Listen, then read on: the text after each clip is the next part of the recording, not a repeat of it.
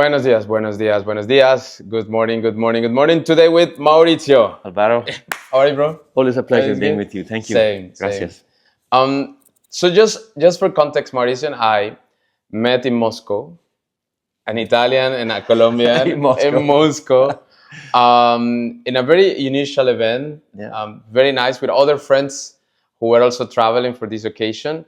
And we bonded and we say, hey, it would be nice to actually share a moment and talk together about different things. And I believe that you guys will also love part of his story and why he's so inspiring. So thank you so much for being here. Likewise, I mean, everything you just said about me, I will reflect it on you.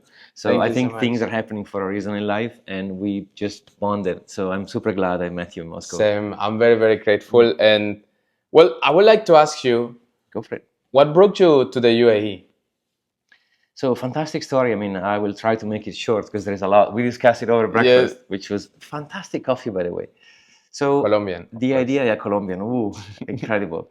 The idea was to come to the UAE and just stop working because I've done a lot of things in my life and I wanted to just like, I'm in my 50s, I wanted to just take a chill pill, as we say, and relax.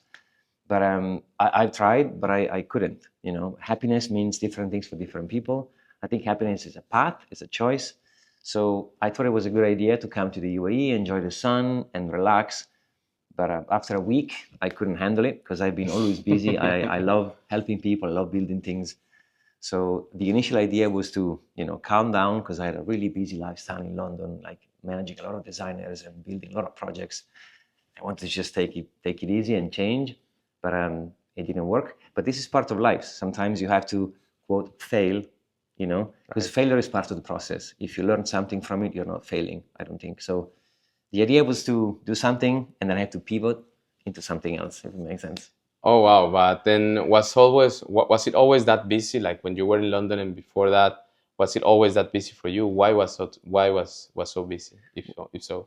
Yeah, no, it was always busy, but I think inside me, I like busy things. So I like to think that you create your own environment, right? Sometimes you don't even know it happens by reflection, but I don't think nothing happens by quote accident. I think you are the main reason why things are happening to you, right? So I like being busy. I like talking to people. I like moving. I like building things. So, and that what keeps me happy, right? And for me, happiness has always been a big component in my life. Like I want to wake up every day and say, I want to be happy. It's a choice. It doesn't happen otherwise, I don't think. So I think the answer, which is a beautiful question, is because I created it that way. If it makes sense. Do you think that we create that busy life? What was the reason like why you wanted to create a busy life? Well, it depends on. So I've done a lot of things in my life, and most of the times is because I wanted to be looking on the other side. Like sometimes you don't want to face your issues, you don't want to face your problem, and by keep yourself busy, then you don't think about things that you want to fix, right? So I think in the beginning was a consequence. I've been running from my entire life from my own problems, but then at some point, like Bob Marley said, you cannot run away from yourself. At some point, your problems are going to come and say, knock, knock, we are here. So what do you want to do? You want to move again or you want to face it, right? So I think part of my business was to distract myself from some issues I had with my own person, right? So then at some point I had to decide, okay, am I running again or am I facing my issues? This is very interesting because for the people who travel and work at the same time, being busy is kind of like the bread every day, right? Like we wake up, we're busy. We go to bed, we're busy. Tomorrow, we're planning to be busy. Yeah. And if not, we think somehow that we are not productive, and so on. Like how, like what is the difference between the Maurizio Yeah. that you are now? You were telling me that you're making a lot of decisions Yeah, recently, and lately. like lately, Yeah. you've been like cutting and doing and so on. It's like, what's the difference between Maurizio now and like the Maurizio that you were maybe perhaps 10 years ago, right? When you started as well in crypto, more or less. Yeah. Beautiful question. I guess the difference is awareness. So I think there is a difference in between choosing to do things the next day or even now. Like I am here because I want to be here. I don't have to be here. Nobody is forcing me to be here. I decided to be here with you because I like you. I want to spend time with you and I want to do this with you guys. So being in charge and saying, and everyone has this power, by the way. Sometimes we forget how much powerful our choice to say, I want to do this is just everything. So take control back. So the difference is like now I choose what I want to do, as opposed to before it was like a kind of a chaotic decision. But now I'm 100% here, and I'm 100% choosing to do this, if it makes sense. Yeah, definitely. But was it something that happened that made you think that you needed to choose these type of things? Because of course we are all going through different phases in life, right? Like when we are in our 20s or in our 30s, or even some people in their 40s, um, we feel that we need to be busy in order to have, like, to validate our existence somehow. Yeah.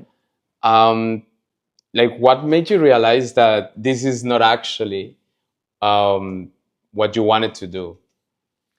I mean, ironically, I think you have to do things to understand what it is that you want to do, right? Like if you do different type of jobs, you understand, okay, do I like this? Do I don't like this? And I think for me, the question is like always being a curious human being and say, am I on track? Like this is something I always wanted to keep within myself. So, am I doing the right thing? Am I enjoying this? Am I happy? Because I believe happiness, you have to build it. It's not something you wake up one day and it happens magically. It's like a process. It's a series of choices that you take every day. They lead you to be happy, right? But sometimes we forget. We sleepwalk. We have our job. We have our stuff. So leaving your comfort zone sometimes, which is extremely scary, I get it. But I think there is also some beauty because you can, when you leave your comfort zone, you grow, right? And if you do it perpetually, multiple times, like you and me have done, then it will lead you to a path where you are not afraid of taking choices or taking risks. Because I believe, at least for me, and by the way, different people want different things. Right. Like if you ask different people what happiness means, they have different definitions, which is great. But you have to find which one is right for you. So for me, happiness is, or my life, whatever the purpose, is doing what I'm doing, going to a path, becoming a better version of myself. And if I have to smash a few things in the way, as long as I don't hurt anyone, of course, You then do it. I'm ready to do it. Yeah. So here's the thing. Um, like me, you've also experienced different countries, lived in different places, interacted with lots of different careers and Yeah. professions. Like, it's like you've had many lives in the same in the same life, right? Yeah. And it's very exciting because, as we were saying before, sometimes when you tell your story to people, some people will not resonate with the story and will say like, "What's going on?" Like, Are you wait a minute, crazy? yeah. Are you sure you're the same person all along, right? Yeah. And sometimes it's hard for you to find your tribe and to find like the people that you actually can spend time with and that you actually can resonate with, that can actually like let's say contribute to your life in terms of business and personally. And I have two questions. The first Yes. one is, how do you find your tribe, especially when you interact like with so many cultures and so on, and like when you, for sure, you also have friends all around the world, like all over the place. And how do you find your tribe? And secondly, from each of the cultures, if you have to choose something that particularly impacted you from China or from the UK or from Italy or from the US and the different places where you've been to, what is the main takeaway that you will get from each culture, that you will take from each culture that made you who you are? Okay, that's amazing. So first, I would say we find each other. Like I think the universe works in a mysterious way, and I think there is a lot we don't understand when it comes to energy and people and things that are happening to us, right? So I like to think that subconsciously we have a signal that we can somehow put out there, and there's people they feel it, they have the signal. I don't think nothing happens by accident. I think there is always a reason why. I don't necessarily know how, but I do know that we find each other. Like that's what happened to us, right? Like Right. really glad it happened.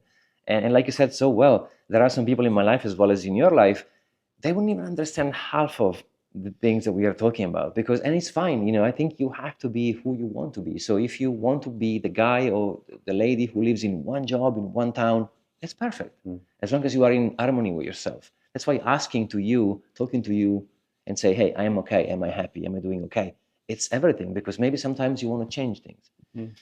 And I think I find my people always, like it happens, right? And also I keep myself, quote, available. I'm saying yes to life, right? So I'm saying yes to opportunities. I'm saying yes to things. If we wouldn't have gone to Moscow, I think we would have met anyway. But Right. sometimes you have to keep yourself available, if it makes sense. Say, you know what, I'm just going to do this. Because sometimes people are afraid of, quote, failure, but failure is part of the process, right? Because if you people like to, there is a nice I guess chart or visual representation of success, and you have this iceberg, and then on top there's a success, and underneath you have failure, struggles, All the things. right? So most of the people are afraid to start the journey, but in the journey you will have everything, right? And like the Chinese people are represented with the Tao, the Tao symbol, the black and white, and each has a dot of each other. When something amazing happens to you, there is also something, quote, bad into it. And when something bad happens to you, there is, quote, something amazing into it. And what you look, you find. Right. So if you decide that today is going to be a fantastic day, which is a choice that you have to make, you will find good things. Right. If you decide, tomorrow is going to be horrible, well, guess what? You'll have a horrible day. So I put out a vibe in the universe, which is, I'm happy, I want to meet my tribe, I want to find my people, and it happens. That's amazing. And on the second question, sorry, which you said about culture, I think it's a soup.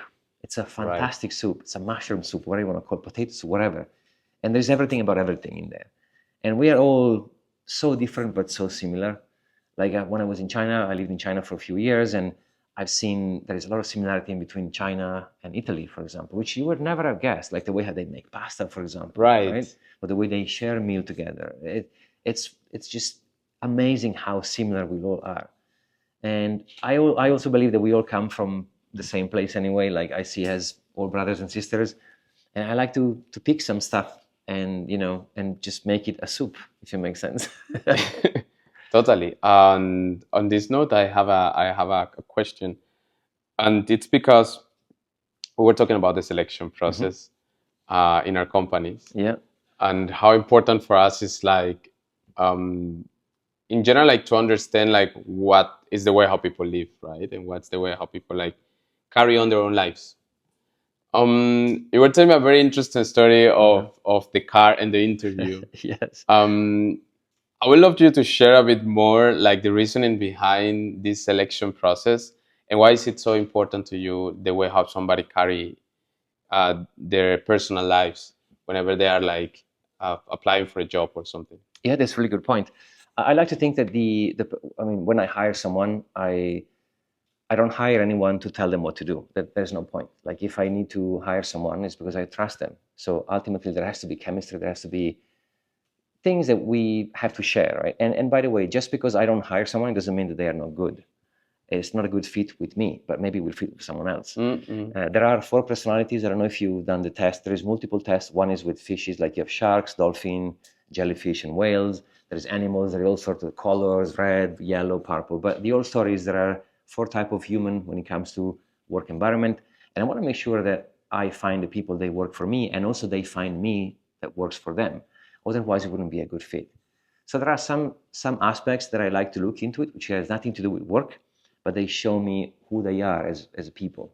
For example, I would rather pick someone who has no skills, but is a nice individual, that someone is like not a nice person and he's fantastic in doing a craft. I don't care. Amen. I can teach you how to be good in a skill, but if you are a, quote, bad person, nothing I can do. And by the way, when I mean bad, I mean for me, right? Because there is no bad people. It's just, there is no good mix, if it makes sense. You don't have the same values. Exactly. You don't resonate. So, and work is the most important time you spend in your life. It's like 8 hours every day. So I want to make sure I have the right people, right people for me, right? And when there is a no, it's never a rejection for them. Oh, you're not good enough. No, it's not a fit for what I need. So we were discussing before we started recording that for me, a big component is how you manage yourself as an individual, but also your car. We discussed about, I'm a motorcycle guy, but I have a car. I understand car can get messy. Maybe you smoke, maybe you have cups around, maybe you have bottles of water, maybe you have clothing. So for me, seeing how you manage your car, it's an extension of who you are. Totally. So sometimes it played, actually more than once, it played depending on the role, right? If I'm looking for a junior designer, it doesn't matter. But maybe they don't have a car. Exactly. But if you have to be a manager, I want to know how you drive. Not the car, not the brand. I don't care. I just want to know how you keep the car. Right. Does it make sense? Right. Yeah, totally. Because before we were sharing about the way how somebody presents themselves and how their house is. So like one of one of my decision points is I like visiting people's houses, and for many people it's creepy and it's strange. Yeah. But it's because I go to the house of someone and then I can see different things, right? Mhm. Like, and you were actually explaining something very interesting. It's like I like to understand how hospitable somebody is, Yeah. and this is very important because somebody is going to be working in an environment with other people, right? And sometimes these people are going to need some support, some help. So it's like if you come to the house of somebody and this person is not even offering you water, or is like has nothing that they can actually like give to you as a guest and so on, well, that's the thing. It's like, okay, how this person is going to actually be able to support somebody or to do something for somebody. The second thing is like how organized it's somebody, right? Like you come to the house of a person and the person is not really organized. It's like it makes you think a lot, because this is the one place where you keep your energy. Mhm. This is the one place where you actually recharge, right? Like, because we are like batteries, so we come Yeah. to our house, we recharge in this place, and it's very important that the person actually has a good place where they can like rest, because that affects the way how they perform, Yeah. right? And the infrastructure they have in place for themselves is super important for me, because one thing that I'm obsessed about is the way how people take care of themselves. Is like whoever is not able to take care of its own being, it's probably not able to take care of a project, or is not able to take care of a task or another For people, another right? person, exactly. And that is something that to me is so important. This is why I visit people's house, Yeah. because it's like I'm interested to know. And finally, if I am working with this person, I want to understand if I am welcome to the life of these people. Yeah. Because also one thing that everybody knows is that I don't work with people who are not my friends, or who I cannot be friends with. Yeah. Because again, you were saying something very interesting. It's like it doesn't matter how good you are in what you are. In the end of the day, we are dealing not with companies, but with And people who people. lead companies, Exactly. Yeah. right? And these people have dreams, aspirations. Their job is also on stake. Like if you don't do a good job, they're also going to probably be fired, right? Like there's so many things going on. Or even if he's the founder, he has so many dreams, so much effort, Yeah. so much money they've invested and put into it. So it's like if you're not able to empathize and to connect with the person, and it doesn't matter how good you are at what you Yeah. are. Like it doesn't really matter. Like in the end, we work with good people, right? Not with good professionals. Exactly. And ideally, good professionals who are good people. Yeah, there's a mix. Fair enough, fantastic. Like fair point. Like especially in design, right? People forget when they go for an interview, they're selling themselves, not their portfolio. I don't care about your portfolio. Okay, of course I do, because it's part of who you are. But I want to hire you. So who are you? You know, how you deal with things, how you deal with stress. You know. And by the way, the car idea was not my idea. I stole it from an entrepreneur in the UK, which was I thought that was interesting. But again, it's a little bit deeper than, oh, I've done this, I've done that. Great. Like portfolio is part of what you've done in your career, but who are you? What do you want to be? Are you a good manager? You know, I have maybe 10 designers they need to learn from you. Like, are you available? Are you, you know, what type of person are you? Because, and like I said, just because you are not that type, it doesn't mean you're not useful. You're not useful in this environment. So whenever you go for an interview and they say no, it means no to me means not now. Right? Right. It's never a negative forever. It's like, okay, Right. now at the moment it's not a match, but who knows? Alas, maybe leave the door open. This is a very interesting point, because sometimes it's very hard to tell the truth to people. And it's like, I guess that we got used to this society where it's like telling the truth is like wrong, right? So people go around and people are like, "Oh, I will call you," or like Oh, people we'll are be in like, touch. "We'll be in touch," or so. It's like they don't tell you right away the type of things. Recently, I was interviewing someone, Okay. and right after, literally, the interview finished, and I'm like, "Okay, we finished the interview. Let me give you the feedback." Amazing. Right? And then this person is like, What's going on? what feedback? And I'm like, I liked about your interview that you did this and this and this and this. And I will suggest you that if somebody interviews you in the future, You do this and this. you do this and this and this and this, because it might sound in this way. And this person was shocked, right? Like, because he was like, What? what's going on? And then one of these people I gave feedback to, I hired him, and he was like, I didn't know what to say when you were giving me feedback, because feedback has this negative connotation. and in the minds of many people it's as if they did something wrong. So it's like feedback is almost not allowed, right? Yep. And would you say that same happens in our personal lives, like in relationships, we got so used to the idea of not actually building each other and thinking that building each other is only giving compliments, Yep. right? That we end up not being so honest with our friends. Yeah, 100%. I also think you find what you have in you. So, for example, if you are someone who's maybe fairly negative towards life, you will find negative things, right? It's like a simple exercise my brother tells me all the time is like, okay, look around and find the color green. You'll Yeah. find color green. Okay, green, green, green, green.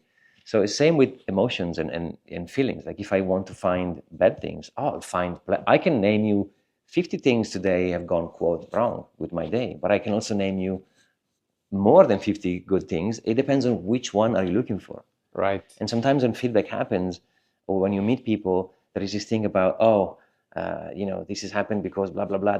There's a fantastic quote I love: when you point one finger, 3 fingers are pointing back at you. Totally.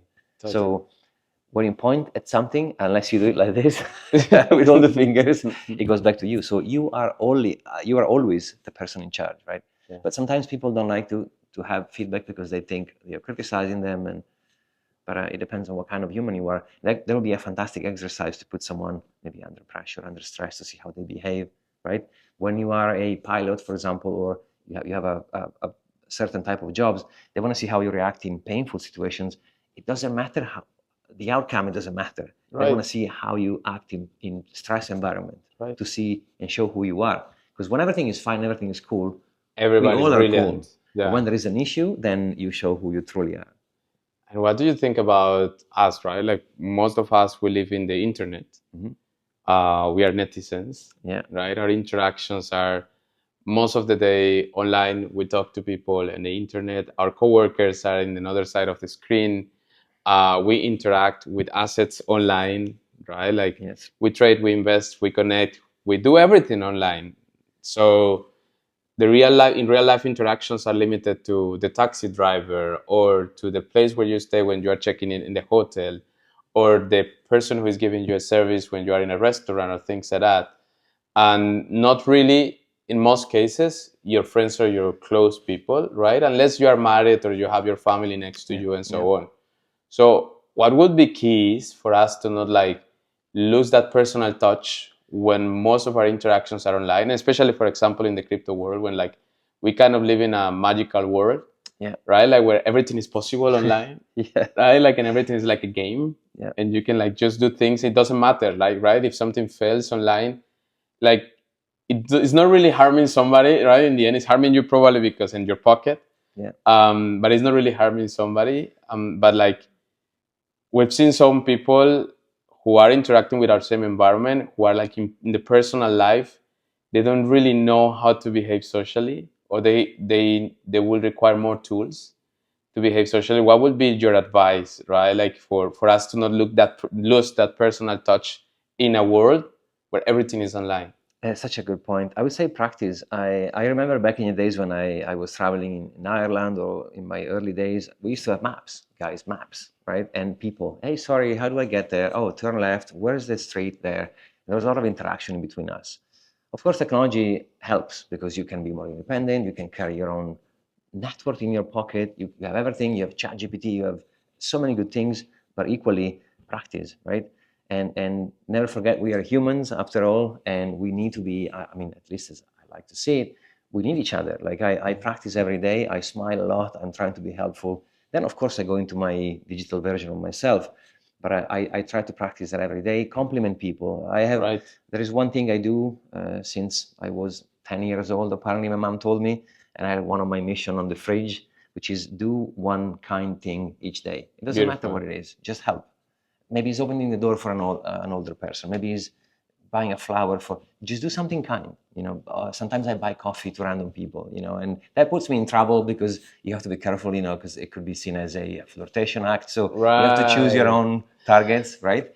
But do something nice, and that will allow to, refine that version that you have in you, because we all have it. We all, we are social by creatures of social habits, right? But technology has smashed it.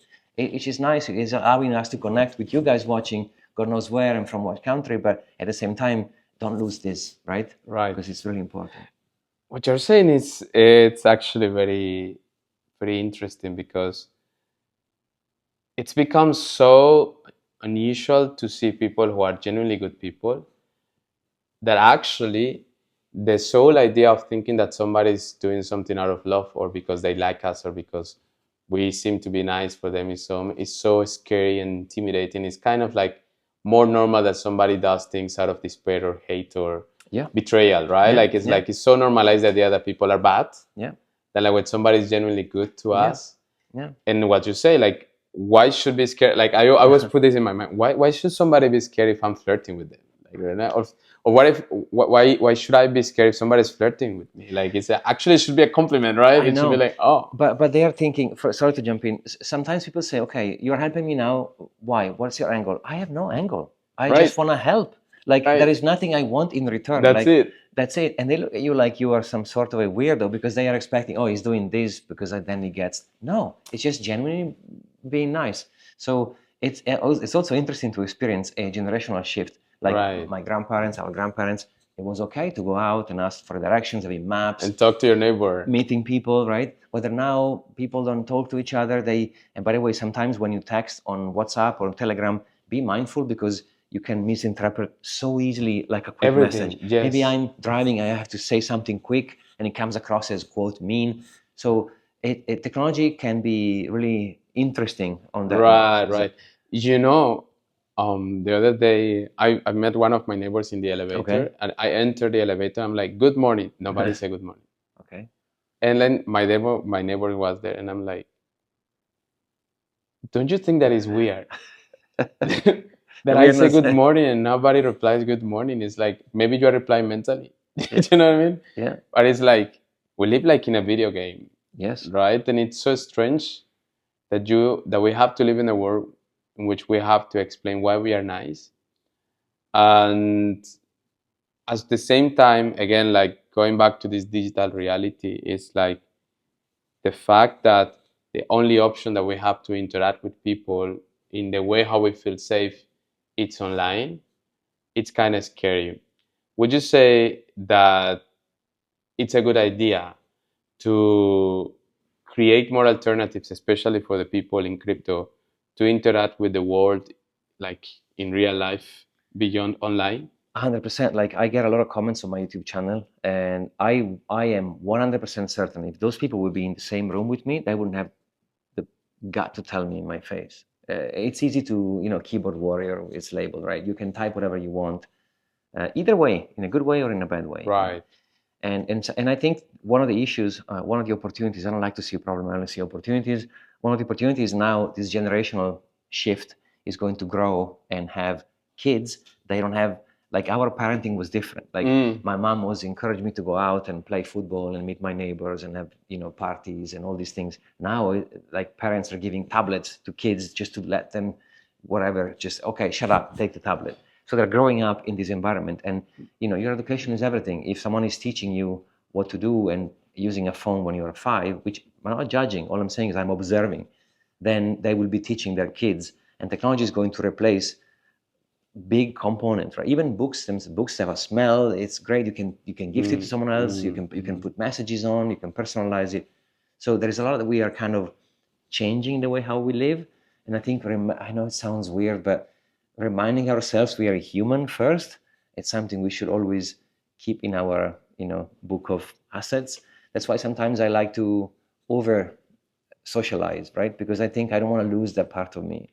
How do you think that crypto can actually contribute to make the world more sensitive? Like, given that this is a technology that blockchain is a technology that's been created with the idea of empowering people to have control over their finances, their information, and also the access that they give other people to their things and the access that they have to certain things, right? It's a technology that is so powerful that can be used for anything we have, and at the same time is safe enough for us to not lose our personal space, right? Like both like digitally and physically.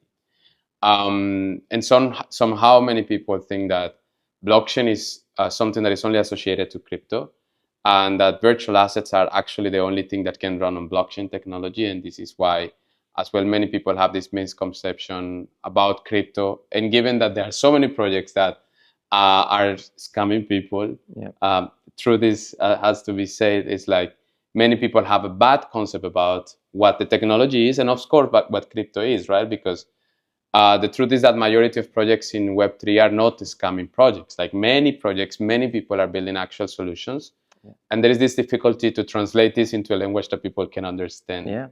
Right. So, how did you think that actual blockchain as a technology and crypto as an alternative to traditional banking can contribute to support a way of living that connects people more in real life?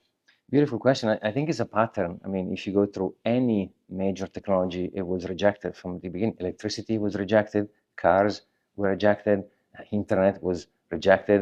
Like if you remember the newspaper back in the days, oh, this is gonna go down as useless and only bad things, only gambling and pornography is really bad. Same with crypto is coming in now, and electricity actually interesting was seen as a really bad thing for humans. It was so really people were saying it's gonna kill everyone. Electricity, Right. like so there's always been a pattern. Cars, funny enough, in the UK, which is where everything started, if my history is correct, there was a man with a flag which was walking in front of the car to say to people, careful, there's a car happening. And people were saying, how can this be useful if there is a man with a flag?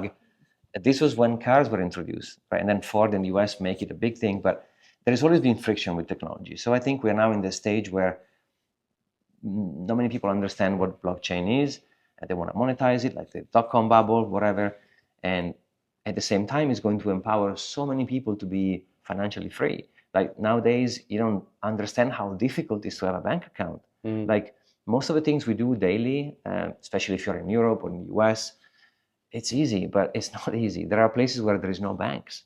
There is literally no physical bank. And so how do I get paid? How do I manage money? How do I transfer money? So then crypto can be useful. Decentralization is everything. I like to say Bitcoin is not crypto because I'm a Bitcoiner by heart, but the old blockchain is needed to take us to the next level, right? But if you remember internet back in the days when the old thing started, we had TCP/IP, HTTP, all those 5 or 6 protocols. They built the entire foundation of internet. Yes. Then we build on top. Now we have Wi-Fi, right? So when you go into a cafe, the first thing is, hey, what's the Wi-Fi password? Right. But back in the days, we didn't even imagine that Wi-Fi would have been possible. Right. Without cables. Exactly. So you have to go a few steps ahead. Now we are kind of in that point where everything is happening. You have NFTs, you have DeFi, you have like this new revolution moment, you have memes. But I think in 10, 15, 20 years, God knows what we'll have, right? There's going to be technology is going to allow us to own digital property, to have our IDs into a decentralized ledger. It's going to impact our entire life. And I know that when you talk about these things now, it feels odd because it's super early. But at some point, I believe that we will have the power to control our data, right? So data is massive. If you think about Facebook, Google, they all build business on data and they own your digital version of yourself. So at some point, we'll have to detach that and give you power to revoke who you are digitally, right? It's going to be extremely interesting. I think it's part of a revolution. The internet has come in really aggressively. Like if you rewind, I remember I've seen it happening, right?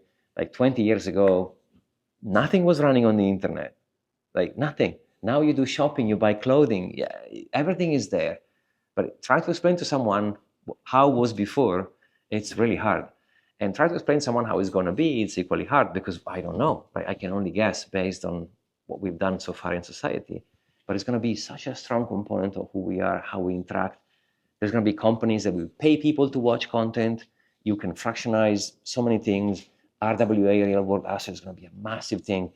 So I think we are in for a fantastic ride, but it's going to be one of those things where some people are not going to like it as much as they never like car or never like electricity.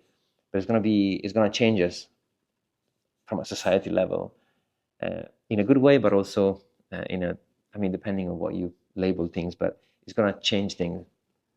And this is a very interesting reflection, like to get towards the end of our podcast and our conversation. By the way, if you want to know and to go more in depth in things related to crypto and blockchain and so on, you can go to Maurizio's podcast and YouTube channel, and he has tons of interviews, connections, conversations with some of the biggest authorities in the matter, and also great opinions on like what is the technology and how to go in depth. And I have like two questions like to finish. One is like you have the Bitcoin formula here Yeah. in the head, Yeah. and we were actually discussing about the Bitcoin supply, right? And Yes. how it's so sacred. And even though there might be another versions of Bitcoin and so on that will come out, and that are already out actually, this supply will remain, and is what makes it so powerful, It's right? one of the aspects, yes. Exactly, it's one of the aspects that makes it so powerful. And then we've seen governments, companies, organizations holding or acquiring lots of Bitcoins and like getting involved, right? Like in the conversation, also in the dynamics. Besides Bitcoin, knowing that you're a Bitcoiner by heart, Yeah. right? What other projects or altcoins could be interesting for people to jump in to invest in? Fantastic question. I mean, like I said, I'm a Bitcoiner, so I store my wealth in Bitcoin. It's been like this for, 11 years, and it's going to be like this for the rest of my life.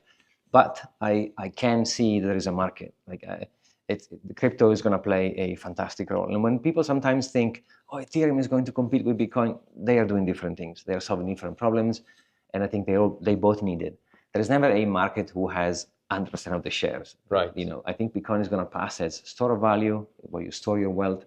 But crypto, for example, if I want to go and purchase something, Bitcoin is not the quote right way to do it, because it takes up to say 10 minutes on average. So imagine a coffee shop where there is like a list of like there is a queue of people they paid, and they're just waiting for the block to be. Bitcoin, yeah. It's not going to work. So you have to build on top later. Well, okay, Lighting, you can do things, but I think Bitcoin is going to go down to that route where I store my wealth, my value in there, but I need to do stuff on a daily basis. It has to be faster, cheaper. That's why Solana came in. Many chains are trying to solve this problem. I think the best play, I mean, no financial advice, will be the meme coins have gone crazy. Finding the right meme is going to be extremely hard. But if you bet on Solana, which is where all the memes are, it's a more safe bet, because what happens is when most of the people are making those memes on Solana, they take profit on Solana. So Solana should go up. And I think from now, and they hold. Exactly. So Solana will be a play. Ethereum will be a play. Ethereum is the second asset with an ETF. I think after that, there will be an index. I'm expecting BlackRock and all those companies to create an index. They'll buy multiple assets, Chainlink, Cardano, whatever, and you buy the index and you make profit. But I don't think there's going to be like a Solana ETF, or I think Ethereum and Bitcoin are enough for now. So ETH will be a second bet. Institutional FOMO is happening. So if you are a company who missed, because they think they missed on Bitcoin, funny, you will FOMO into Ethereum, which is the second. Right. So Ethereum will be also a nice play. I love Chainlink. Chainlink is it's an OG project. It's a massive database. I think RWA are going to be, I mean, Ondo is leading the group, but there's going to be a business around it. So I like Chainlink. I also like Cardano. I think they're doing really well. Massively decentralized. They finish all the roadmap. So there is a lot of different options depending on how do you want to play the game. I have friends, they just are into memes only, and they're making a lot of money. I don't do that because I don't have time to look into the memes. It also depends what you like to do, right? But I think if you want to play a safe bet, I would go, the ideal portfolio I recommend always, which is not financial advice, again, is 50% Bitcoin, because you have to have half of Bitcoin no matter what. That's my way to approach it. And the other you can do 25-25. It could be Ethereum, Solana, or maybe you can break it a little bit further, maybe 10%, something a little bit risky. The game is the lower you go in the list, the more reward you will have, but the risk also goes up, right? Right. So the lower cap coins are the ones they will pay you the most, but they are the most risky. So it depends on your time frame, your age, your risk factor. It's really hard to recommend a portfolio, but I would say Solana is an easy play. It's going to do well. Ethereum, Bitcoin. We have a bunch of layer ones. Gaming is going to be huge. So Immutable is going to do really well. They're building a passport feature, which allow you to connect if you are a gamer and you want to play and earn, or to Different earn. words, yeah. But with Immutable, you can just get them passport via email. You don't have to do anything. You have a wallet you don't even know. So they're kind of bridging this Web 2 and Web 3 together. So that would be a nice play as well. Or you can go into games like Illuvium, for example, or there's many good projects, AAA, they say, games. There's going to be a lot of interesting areas coming up, depending also what you like, what's your passion. If you're someone who plays video game, there's going to be a huge opportunity, I think, in the next 10 years. the whole gaming industry is going to be changed Yeah. completely, I believe. On that note, actually, and my second question has to do with what do you imagine is going to be the future of citizenship and how people are going to, like, with access to all these technologies, access to all these assets, this huge change in the way how video games are manufactured, and this whole change in the way how we interact with the real world assets. Yep. What do you think life is going to look like in the future? I know that everybody's asking always these questions, by the way, because artificial intelligence and all these things, like many people have pretty much a fatalist view of it. Yeah. I just remind you guys, AI is not the whole picture, right? Like it's a technology, it's developing, it's part of the world that we live in, but it's not defining our existence, right? There are so many other factors that are part of our own existence that if you get distracted by the narrative and whatever is people telling you, you're just going to freak out and to think that you cannot do anything with your life and that you're useless, right? And there is so much to live for, so many things to do. So from your perspective, what do you think life is going to look like in the future? It's a fantastic question, and the answer is like it depends on what you want to make of it. For example, my grandfather was a painter. We were discussing earlier, and he was afraid of technologies. Like, he used to paint logos for shops and stores, and he was like, well, computer is doing faster, so everyone is going to be out of jobs. Well, no, actually, computer created more jobs, right? So again, it depends on how you look into the technology. I'm not afraid. I'm embracing things, right? Because at the end of the day, it's up to you how you approach it. There is always, like we discussed earlier, you can find whatever you want to find. If you want to find fear and sadness and troubles, you will find them everywhere. So, but equally, you can find things like what we're doing now. We're reaching in so many people. You guys can watch us from God knows where, right? This is fantastic. So it depends on how you see. It depends on the lens you put on. And I think AI is going to help us so much. Imagine people that don't speak the same language, they can travel and they can translate in real time. My mom would be able to have a conversation with my friends. They can talk to my mom, right? Because my mom doesn't speak English. So it's going to help also so many people. If you're visually impaired, whatever, it's going to be so good. And it's never, technology is always, I think, is always neutral. It's how you use it that makes everything, right? I can create a tool based on a technology which is extremely evil, but it's not technology itself. It's how I'm using it. It's the intention. So if the intention is happy and positive, well, I don't fear anything. And that's going to exist anyways, right? Like it's like good and bad people have existed since forever, right? And it's same story that happened with paper, with any invention, paper, mathematics, whatever it is. Like you can use maths to define the trajectory of a missile, right? Or you can use maths to change the lives of people and create a vehicle that travels the world and connect people. Dynamite, you can use it to open a train, a tunnel, or you can blow up villages. But dynamite is not bad. It's how we use it that defines who we are. Our actions, they define who we are, right? So I think technology is the same thing. Technology is a vehicle. So it can be something amazing or something brutal. And it cannot be labeled, I don't think, because it's depending on how we are using it. And sometimes we look at what other people are doing, but the question should be, what am I doing? Like you are everything. So sometimes people are like, oh, that guy's doing that thing bad. Okay, but what are you going to do about it? Like, forget about others. You are like, make the change on you that you want to see on the world, Gandhi said, right? And how do you want to use your life? I just want to help people. I want to help people because it makes me feel happy. And sometimes, happiness means many different things for many different people. I just like to solve problems. My job itself was forever fixing problems and connecting things. And I figured that the most happy part of my job wasn't building the product, but was the process of the product, right? So now I can do the same process without having a final product. I can just connect things and helping people, but I don't have to build anything outside of it, if it makes sense. So, and again, I've gone through my path saying, what is it I enjoy doing? Well, I didn't know until I started my journey. And now I know that I love solving problems and helping people. So I can just do it without producing anything, if it makes sense. I can just live my life. That's super cool. Thank you so much, Maurizio. Gracias. This is amazing. Amazing. And again, if you want to learn more about blockchain, crypto, and anything related to virtual assets, please go to Maurizio's podcast and YouTube channel. You're going to find it here. I hope you guys had an amazing time. I am very inspired again. Likewise, Thank you thank you. so much. You're gonna be my guest next, so guys, you'll find Álvaro on my channel. Have a great day and enjoy. Ciao. Peace.